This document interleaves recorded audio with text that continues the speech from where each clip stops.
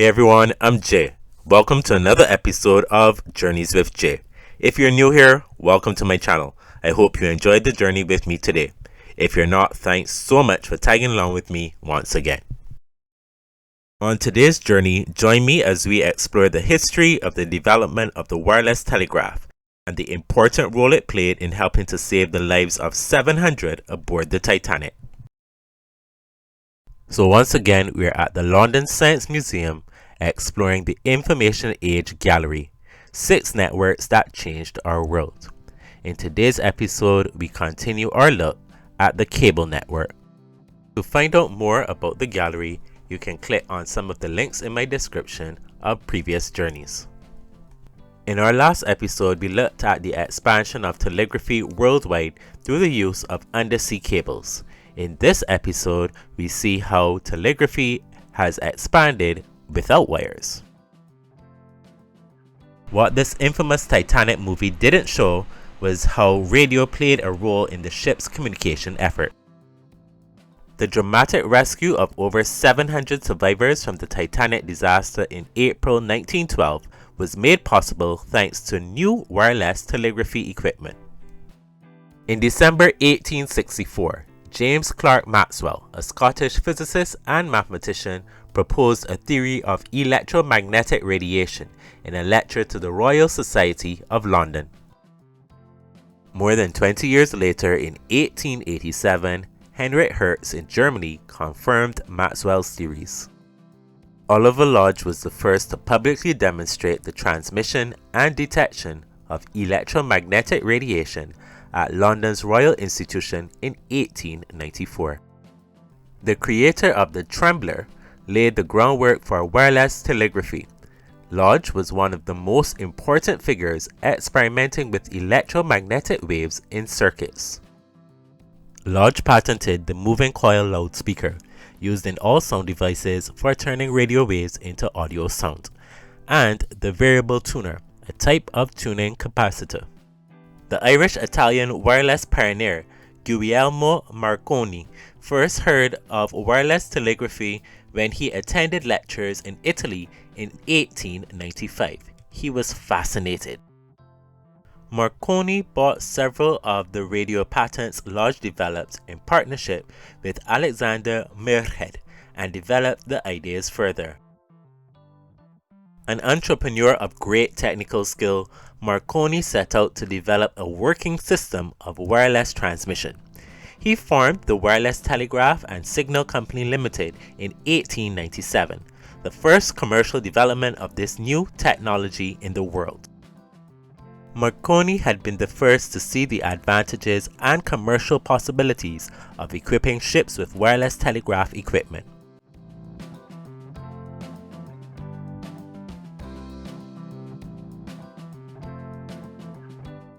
By the 1900s, the British Navy was experimenting with Marconi's system, the first use of operational wireless telegraphy in the field. The technology was quickly put to use on commercial ships. The new mode of transmission had to compete with existing cable networks. Marconi sold his earliest systems to lighthouses and ships, which could not access the cable network and yet had the most need of rapid communication, which meant that individual vessels were, for the length of their time at sea, effectively isolated from the rest of the world. For the rest of the world, the only way to know whether a vessel had met distress during its journey was its failure to return to shore or by passing ships. Though the range of shipboard wireless devices was limited to 500 miles, a tiny span in a stretching sea, the machines allowed nearby ships to talk to each other. Suddenly, finally, they were no longer alone. Communication between ship and shore was done by Morse code, as it was for conventional telegraphy. The equipment only transmitted messages for about 300 miles in daylight, although that figure doubled or tripled after dark thanks to the refraction of long-wave radiation in the ionosphere. By the time of Titanic's maiden voyage in 1912, most passenger ships operating in the North Atlantic had a Marconi installation staffed by a Marconi company operator.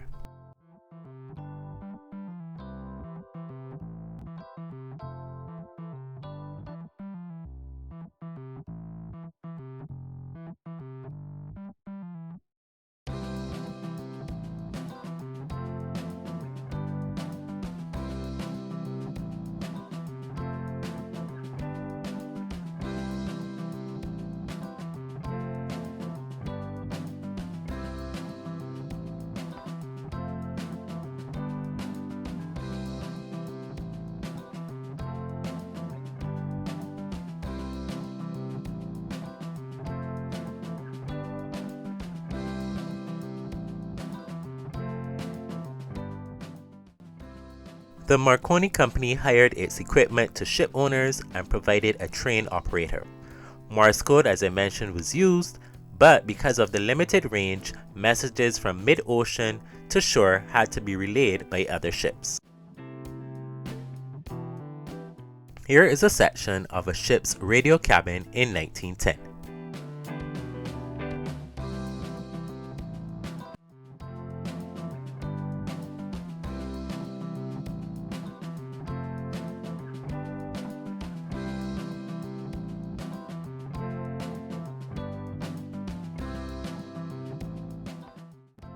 Along with communicating with other ships, the wireless operators also relayed passenger messages. The new technology was something of a fashionable novelty. The first-class passengers enjoyed being able to send messages ashore. These messages to their friends were kind of like text messages, showing off about their glamorous trip. The sheer quantity of non-critical messages being sent from Titanic's passengers was huge. Marconi would make a lot of money from these messages because they didn't come cheap. The wireless technology also provided the first wireless news service for ships. As the Titanic crossed the Atlantic, the news headlines were about industrial unrest on the railways and a high-profile murder in France. The wireless equipment on board the Titanic was the most powerful of any merchant vessel, ranging up to 400 miles in the day and up to 2,000 miles at night. The device was located in the Marconi Suite, a series of 3 rooms on the port side of the officers' quarters. The Olympic was the sister ship to the Titanic. She was the first of the 3 Olympic-class liners to be built, the other 2 being the Titanic and the Britannic. On both the Titanic and the Olympic, the radio cabin was located just below the main deck to give the shortest distance between the equipment and the aerials. Here is a model of the Olympic, and it's giving you an idea of what was on each of the floors, as well as giving us the location of the operator room.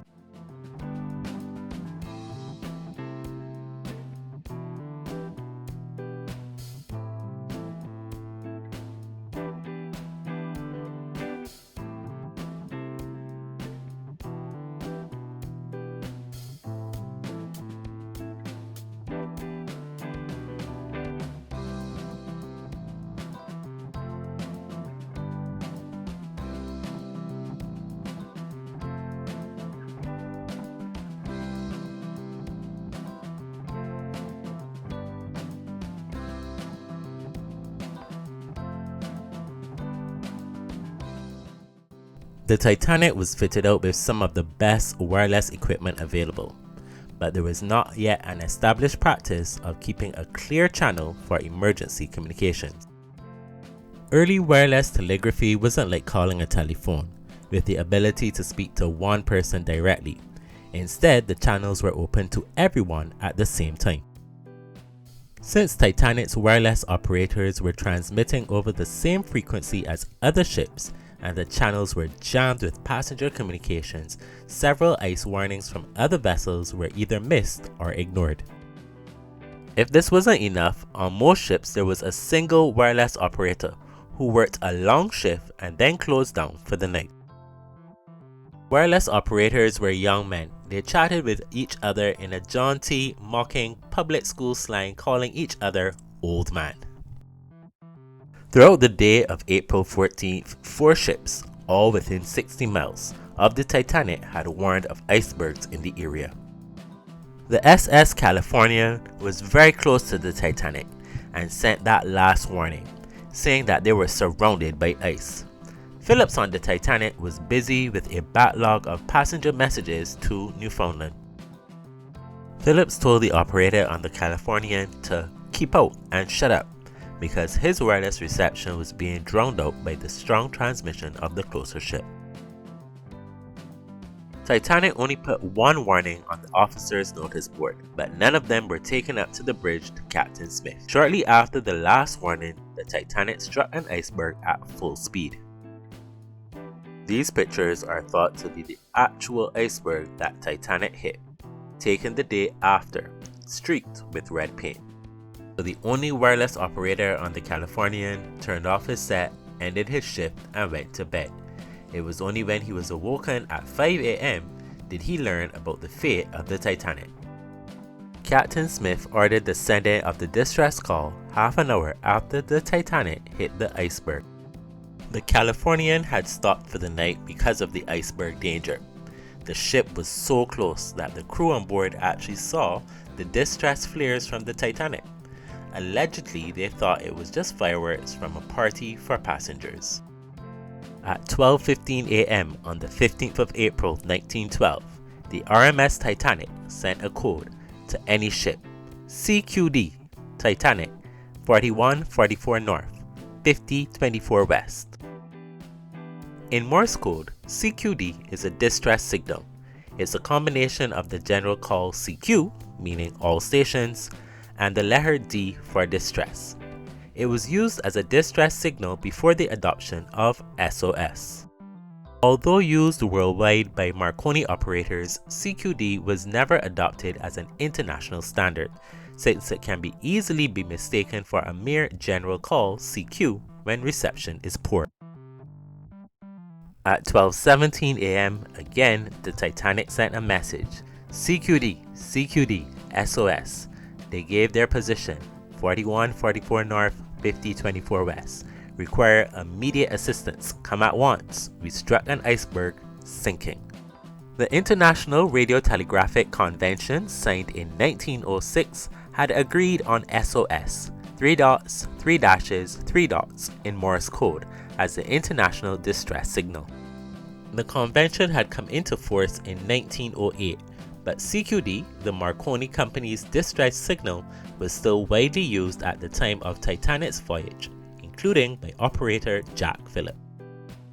Late in the evening of April 14, 1912, on the Cunard RMS Carpathia, a passenger liner in the Atlantic Ocean, telegraph operator Harold Cottom was getting ready for bed. Cottom was the only wireless man on board the Carpathia, bound for Gibraltar by way of New York. The day had been busy as usual, and Cottom was looking forward to shutting it down for the night. The radio, however, remained open. He was receiving news from Cape Cod. He said, "I was looking out for the Parisian to confirm a previous communication with the Parisian. I had just called the Parisian and was waiting for a reply if there was one." It was alleged in an inquiry that Cottom might have been, based on the late hour, listening to Cape Race in Newfoundland for English football scores, clearly against regulation. Under oath, he said it was only the Marconi base at Cape Cod he was monitoring. Cottom says he kept the telephone on his head with the hope that before he got into bed, a message would be confirmed. Cottom further explained he received no further word from the Parisian, but did get a late transmission from Cape Cod to relay a message to another ship steaming to New York from England's Southampton shore. The Titanic had been sailing for several days, and the messages, mostly personal correspondence for passengers, did not go through. Cottom's company thought that his ship was closer and he would have had better luck. Cottom said, "I was taking the messages down with the hope of retransmitting them the following morning." But Cottom didn't wait until morning. He immediately tried to reach the ship. He had missed the previous distress messages from the Titanic as he was on the bridge at the time. Cottom sat down at the telegraph desk and tapped out, "From the Carpathia to the Titanic. Are you aware of a batch of messages for you?" The reply came quickly, but it wasn't what Cottom was expecting. CQ followed by D, a general distress call. Phillips on board the Titanic responded, "Come at once! We have struck a berg. It's a CQD, old man," and gave the Titanic's position.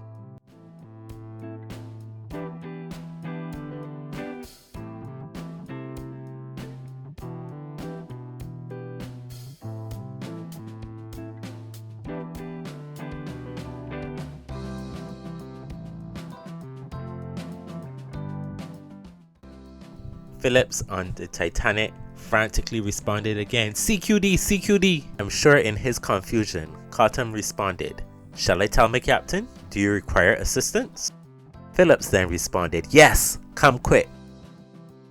The Titanic's messages caused confusion and disbelief among other ship radio operators. They called back to the Titanic, struggling to grasp what was happening, then urgently forwarded the distress signals in the hope that someone would be near enough to help. The sad thing is, as I mentioned earlier, the Californian was just 6 miles away and could have helped rescue more people, but that ship had turned off their radio and had stopped listening. This is also because before the Titanic hit the iceberg, Phillips was blaring telegrams to New York at incredibly high power. It would have been physically painful to the operator on the Californian to keep listening. Cottom took the message and coordinates to the bridge, where the officers on watch were initially skeptical about the seriousness of Titanic's distress call. Remember, this is the Titanic, unsinkable. Agitated, Cottom and another officer rushed down the ladder to the captain's cabin and awakened Captain Arthur Henry Roston, who had just gone to bed. Captain Roston briefly scolded Cottom and the officer, but once he learned about the seriousness of the message, immediately sprang into action and gave the order to turn the ship around. At 12:32, the Carpathia sent a message to the Titanic, putting about and heading for you. Cottom refrained from sending more signals after this, trying to keep the network clear for Titanic's distress signals. Remember, they were hoping that another ship might be closer. The Carpathia immediately turned and steamed the 67 miles toward Titanic's given position, a journey of almost 4 hours.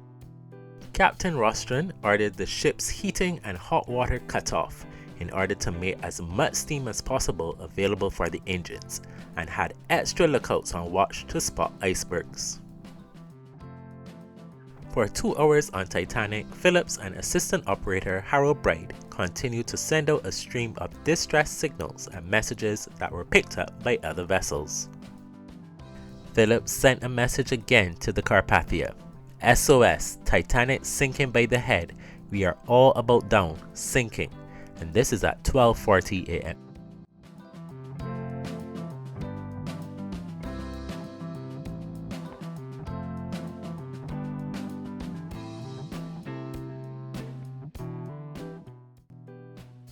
From 12:40 a.m. until the final message was sent from the Titanic, sometime between 2:15 a.m. and 2:25 a.m., the Titanic, the Carpathia, and other ships kept a steady stream of messages updating their progress and Titanic's condition. Titanic continued to send out general CQDs and SOS messages in the chance that there might be a closer ship. At 12:45 a.m., Titanic calls Olympic, her sister ship, 500 miles away en route to England. SOS. This is a diagram showing the transmission of wireless messages from the Titanic to other ships nearby.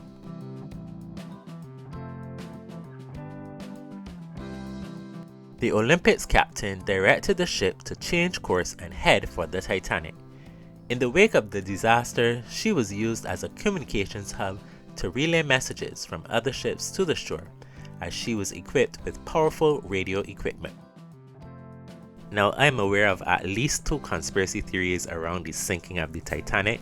One was that they wanted to get rid of certain billionaires, and the other one was that it was really the Olympic that sank, that they disguised as the Titanic to get higher insurance money. But I'm not getting into that here, but I just thought I would mention it because it's kind of fascinating and interesting.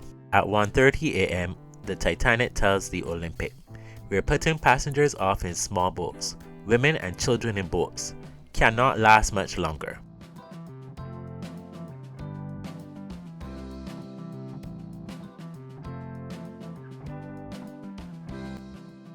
At 1:35 a.m., the Baltic, another boat, hears Titanic say, "Engine room getting flooded." The captain had just visited the Titanic's radio room and advised this to Phillips and Bright. At 1:40 a.m., Olympic to the Titanic, "I'm lighting up all possible boilers as fast as we can." At 1:55 a.m., Cape Ray says to the Virginian, "We have not heard Titanic for about half an hour. Her power may be gone." Later, Phillips took a quick break and Bright took over the wireless. Phillips soon returned to the wireless room, reporting that the forward part of the ship was flooded and that they should put on more clothes and life vests. Bride began to get dressed while Phillips went back to work on the wireless machine. At 2 a.m., the Virginia hears Titanic calling very faintly, her power being greatly reduced. At 2:10 a.m., the Virginian hears two V's signal faintly in spark, similar to the Titanic's. This was Phillips adjusting his transmitter to compensate for the dying power supply from the engine room. Sometime between 2:15 a.m. and 2:25 a.m., the final wireless message was sent from the Titanic. RMS Titanic to RMS Carpathia. SOS, SOS, CQD, CQD, Titanic. We are sinking fast. Passengers are being put into boats. Titanic. When Titanic's Captain Smith told Phillips and Bride that they had done their duty and that they were relieved, Phillips continued working while Bride gathered some money and personal belongings.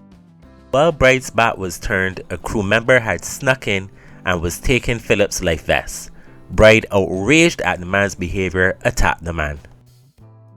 At 2:17 a.m., the Virginian hears the Titanic call CQ, a call to all ships, but unable to read him.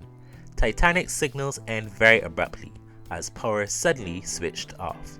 Phillips had actually intended to send CQD, DE, MGY. However, at this point, there is a loss of all power to the radio room. Water can be heard flooding the wheelhouse. Phillips had tried to send CQD, DE, MGY, SOS. This is a distress call to all stations. From British ship the Titanic, SOS. At this point, Phillips says to Bride, "Come on, let's clear out." Bride climbs to the roof of the officers' quarters and assists with launching collapsible lifeboat B. Phillips disappears aft. Then the men split up, Bride heading forward and Phillips heading aft. This was the last time Bride saw Phillips. When the Titanic fell silent, the chasing ships carried on calling out for news, coordinating the rescue of the survivors. It was like trying to organize a rescue by text message, Twitter, or Facebook, with operators trying to make sense of the stream of sometimes contradictory information. Bride began helping remove one of the last two lifeboats, collapsible B, off the roof of the officers' quarters. The crew was unable to launch the boat before it was washed off the deck upside down. Bride was also washed off the deck and found himself in the sea beneath the overturned boat. He swam out from under and climbed onto the boat, on which he and around 30 other people were able to survive. Throughout the night, Bride and the 30 others on board the overturned lifeboat learned to shift their weight with the swells to keep the boat afloat for as long as possible. Although the collapsible was waterlogged and slowly sinking, Bride and the others on B were later assisted into other lifeboats. Although Phillips was rescued, he later died from exposure. Jack Phillips did not survive the sinking, but his heroism, staying at his post after being released from his duty by the captain, became an enduring part of the Titanic story. The Carpathia reached the edge of the ice field by 2:45 a.m. and for the next 2 hours dodged icebergs as small growlers of ice ground along the hull plate. Carpathia arrived at the distress call position at 4 a.m., approximately an hour and a half after Titanic went down. Passengers were adrift in lifeboats while numerous others killed by the icy water floated in their life jackets. There had not been enough lifeboats for all the people on board, and those that were launched had not been filled.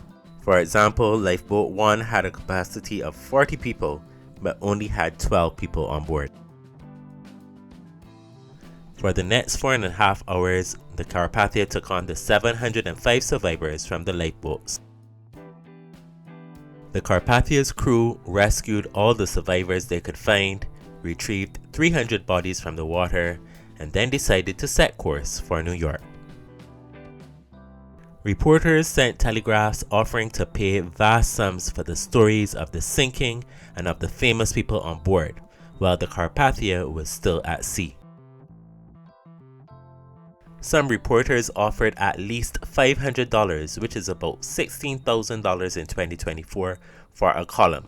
However, many of these messages just didn't get through due to the higher priority traffic.